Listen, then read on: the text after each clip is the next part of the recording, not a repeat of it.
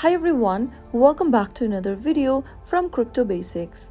In today's episode, I'm going to be showing you how to sign out Nunchuk Wallet from all devices. So without wasting much of our time, let's dive into the video. So the first thing to do is to launch open Nunchuk application on your device and sign into your account. Now, go ahead and tap on the profile button at the bottom right corner. Tap on logged in devices option from the account settings menu and then tap on the sign out of all devices at the bottom. This will then sign you out of your Nunchuk wallet from all the devices that you've currently logged in. So that is how you can easily sign out of all devices for Nunchuk wallet application.